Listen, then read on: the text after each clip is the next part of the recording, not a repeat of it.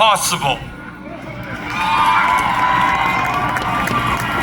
And thanks to the millions of Americans from our smallest towns to our largest cities in every state in our country who are gathering today at thousands of rallies.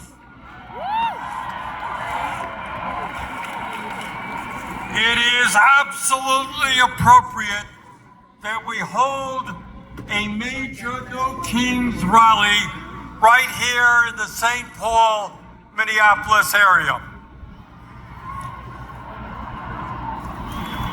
When historians write about this dangerous moment in American history, when they write about courage and sacrifice, the people of Minnesota will deserve a special chapter for themselves.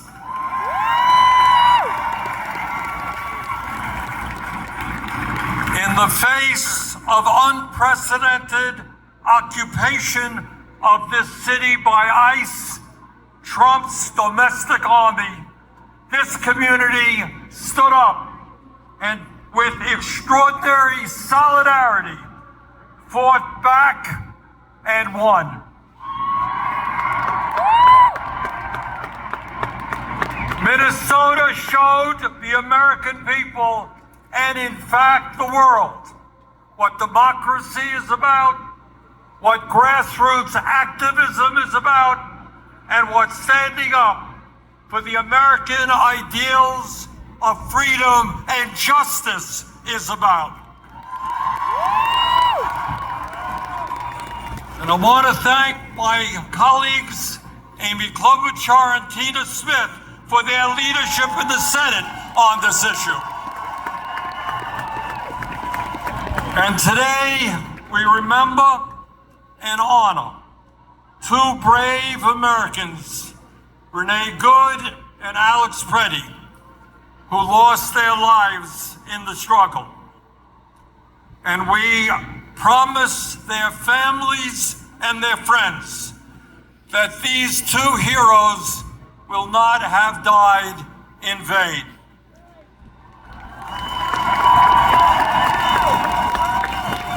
Their sacrifice has inspired and will continue to inspire the American people in the never-ending struggle for justice.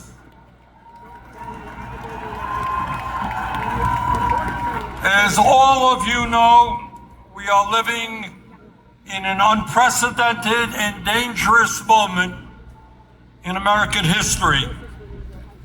In many ways, the future of our country, and in fact the entire world, is hanging in the balance.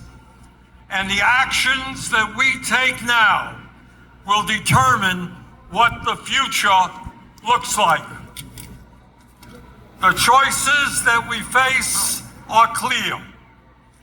In the wealthiest country in the history of the world, at a time of massive breakthroughs in technology, we now have the opportunity to create a nation in which all people can enjoy a dignified standard of living, where we wipe out bigotry and hatred, and where all of us can live in peace and participate in a vibrant democracy.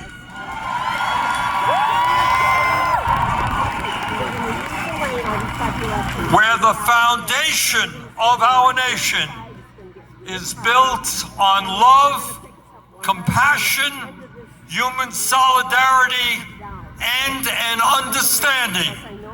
As your great former senator, the late Paul Wellstone, said, we all do better when we all do better.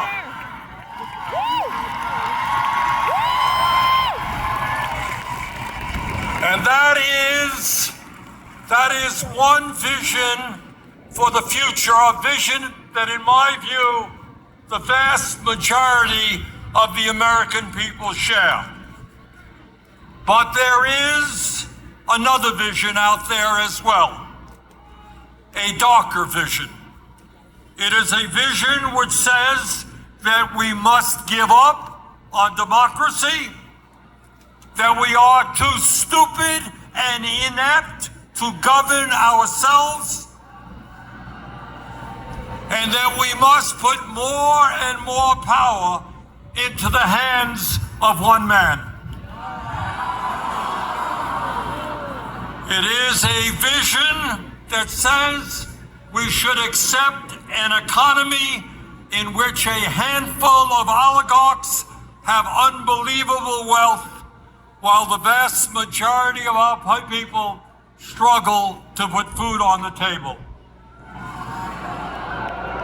It is a vision that says that the only thing that matters in life is the accumulation of money and power. And that it is okay if we lie, cheat, and steal to achieve those goals. It is a vision which says that we must hate each other because of where we were born. Hate each other because of a different language that someone speaks. Hate each other because of the differences in the color of our skin, or our religion, or our sexual orientation. It is a vision that foments hatred and hatred and hatred, division, division, and division. It is an Orwellian vision which says that we must live in a constant state of fear, that we must always have an enemy, and that we must always be at war. It is a vision which says that we have unlimited amounts of money for bombs and guns and killing, but never enough money to feed our children, provide affordable housing, or enable our parents to retire with dignity. Today, here in Minnesota, in Vermont, and in every state in the country, we say loudly and proudly that as Americans, we will never forsake our heritage. We will never accept authoritarianism. We will never accept oligarchy. And we will never accept a president who is a pathological liar, a kleptocrat, and a narcissist who is undermining the Constitution of the United States and the rule of law every day.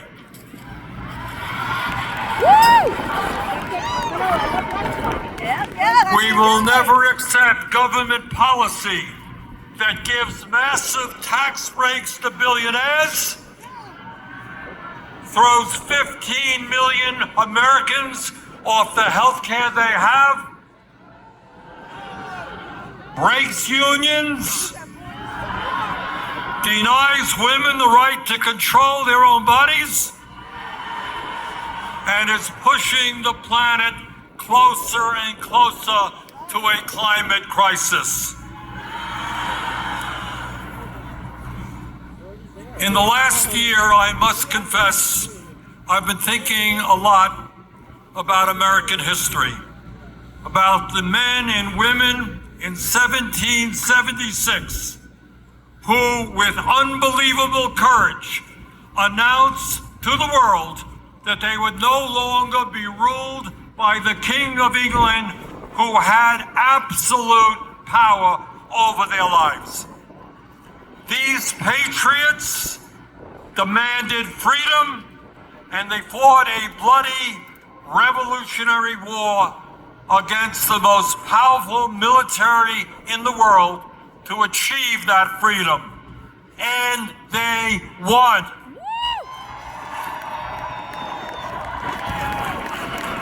And after their military victory, they established the first democratic form of government in modern history. In 1789, they said loudly and boldly to the entire world, here in this new nation of America, we don't want kings.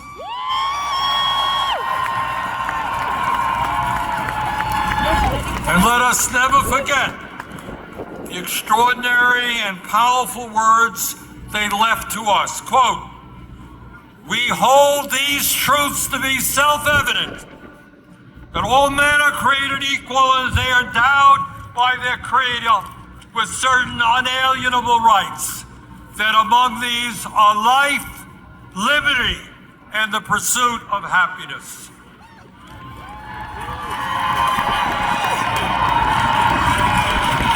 And today, in 2026, our message is exactly the same. No more kings. We will not allow this country to descend into authoritarianism or oligarchy. In America, we the people will rule.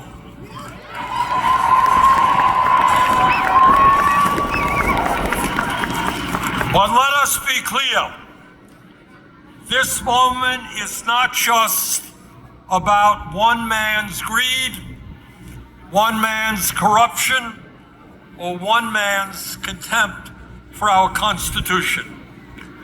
This is about a handful of the wealthiest people on earth who, in their insatiable greed, have taken over our economy, have taken over our political system, have taken over our media in order to enrich themselves at the expense of the working families of our country. Brothers and sisters, never before in American history have so few had so much wealth and so much power. Never before in American history has there been such extreme levels of income and wealth inequality, with the top 1% now owning, if you can believe it, more wealth than the bottom 93%.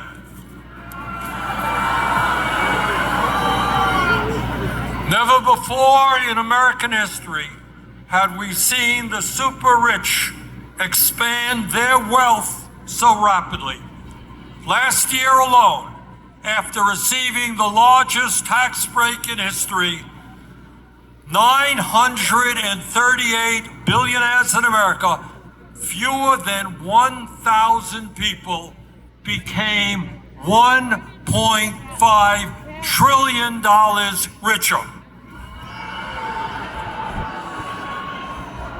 And our president, honest Donald Trump, became over $1 billion richer himself. Never before in American history have we seen a ruling class within a corrupt campaign finance system spend so much money to buy politicians. In the coming midterm elections, the billionaires will spend many, many hundreds of millions of dollars to make sure that government continues to work for them and not working families. Meanwhile, while the richest people in America become much, much richer, 60% of our people, here in Minnesota, in Vermont, and all over this country are living paycheck to paycheck, struggling to put food on the table, struggling to pay their rent and their mortgage, struggling to pay for child care and education, and struggling to put a few bucks aside for a decent retirement.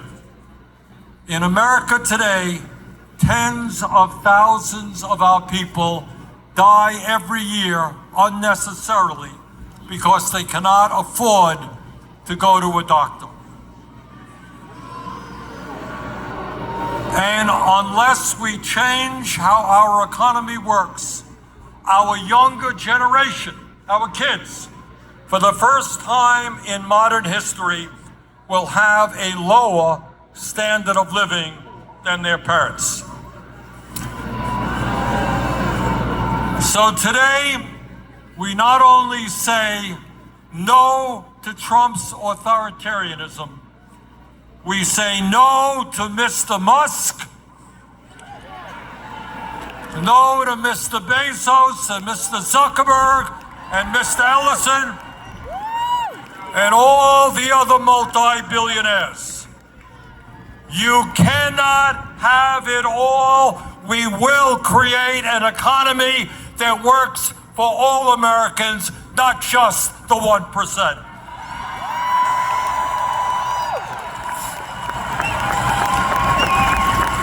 Brothers and sisters, it is not just the authoritarianism of the Trump administration that we must combat.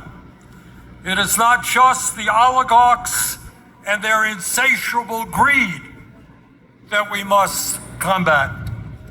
Now, as the news literally of today reminds us, we have got to stop the out-of-control militarism of the Trump administration, whether it is here at home in cities like Minneapolis and St. Paul or abroad.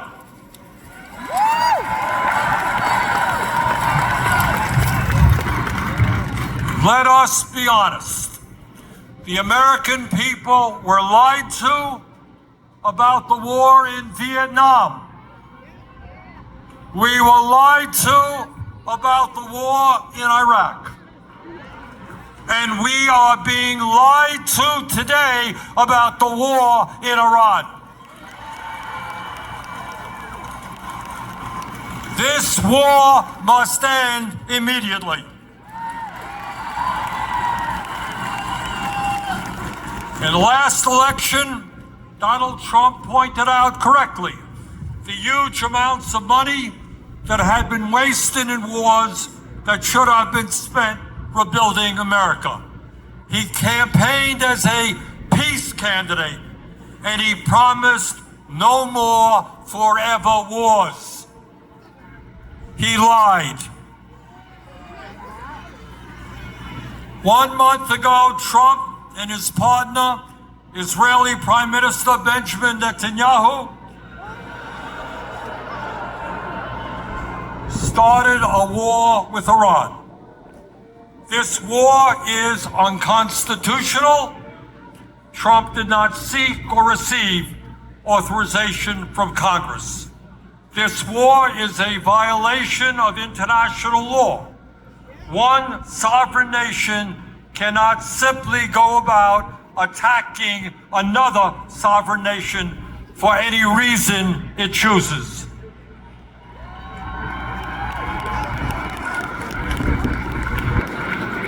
Since this war began, 13 American soldiers have been killed and hundreds have been wounded, including another 12 yesterday.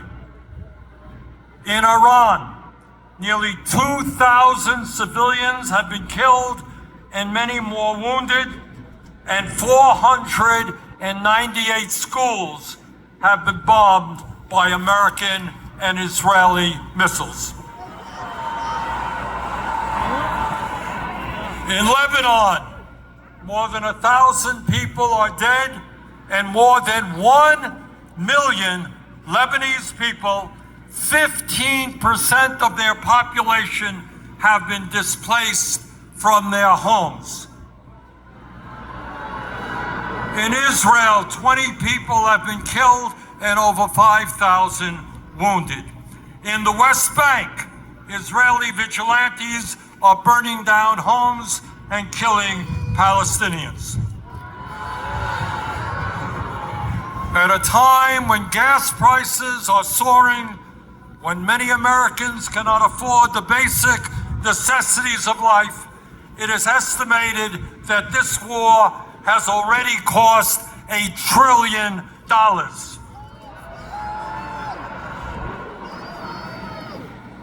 At a time when the American people are politically divided, there is one issue that is bringing us together. Conservatives, moderates, and progressives are speaking out in unison: end this war.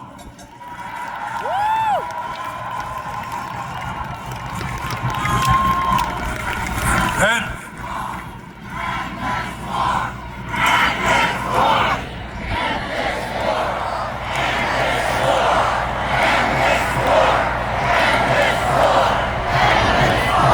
as a U.S. Senator, I want to just mention to you about what I intend to do about it. First, we have got to make sure that Congress does not send another $200 billion to fight this war. Trump's supplemental appropriation for the war in Iran must be defeated. Secondly, I will be forcing a vote in the Senate on legislation to block the sale of nearly $1 billion in weapons to the Israeli military for bombs and bulldozers.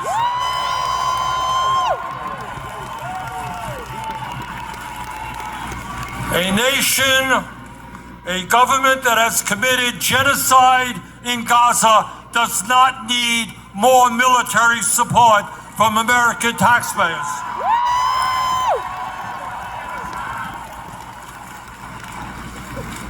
My fellow Americans, we are all proud to live in a country which throughout our history has inspired people throughout the world to struggle for freedom, for democracy, and justice. And we understand that when we stand together and not let demagogues divide us up, we can continue to inspire the world to believe in a brighter future.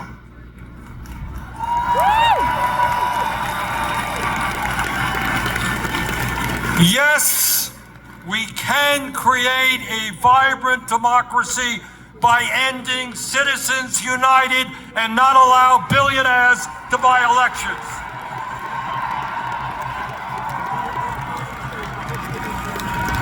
Yes, we can create an economy that works for every man, woman, and child in our country, and not just a handful of billionaires. Yes, we can make certain that the revolutionary technologies of artificial intelligence and robotics are used to improve life for all of us and not just make the rich owners of that technology even richer. Yes, we can and must join the rest of the industrialized world and guarantee health care as a human right for all of our people.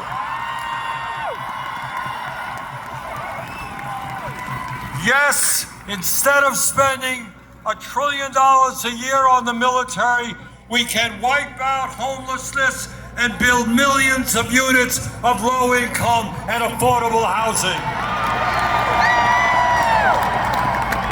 Yes, in the richest country on earth, we can have the best public educational system in the world, tuition-free from childcare to graduate school. Yes, we can expand Social Security and radically improve our pension system so that every senior in America can retire with dignity. Yes, we can raise the minimum wage to a living wage and guarantee every worker the right to join a union. Yes, we can guarantee that every woman in this country has the right to control her own body.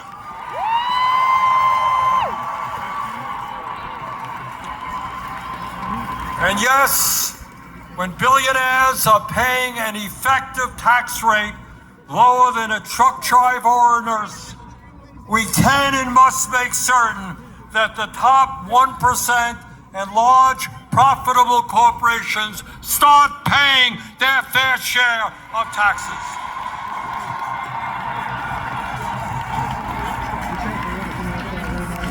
My fellow Americans, the establishment, including the corporate media and many of my colleagues in Congress, want you to believe that you are powerless. They want you to believe that you cannot change the status quo, that because of their wealth and their influence, there is nothing you can do to combat them. But that is a lie. Throughout the history of our country, when Americans have stood up and fought for justice, they have prevailed. The founders of our country did it when they stood up to King George. The abolitionists did it when they ended slavery. The working class did it when they stood up to their bosses and formed unions. The suffragettes did it when they demanded that women have the right to vote. The LGBT community did it when they demanded basic human rights. Time and time again, in difficult moments in American history, our people stood up, fought back, and won. They did it then, we can and will do it now.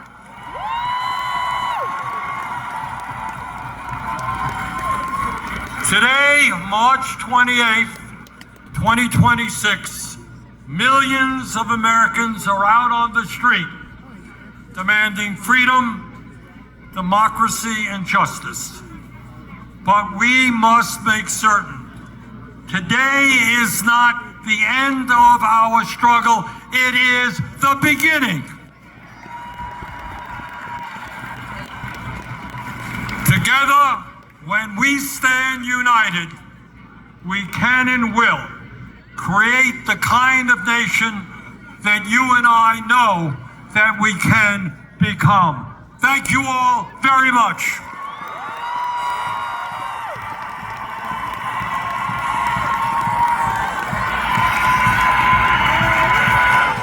And now, please welcome to the stage Congresswoman Ilhan Omar.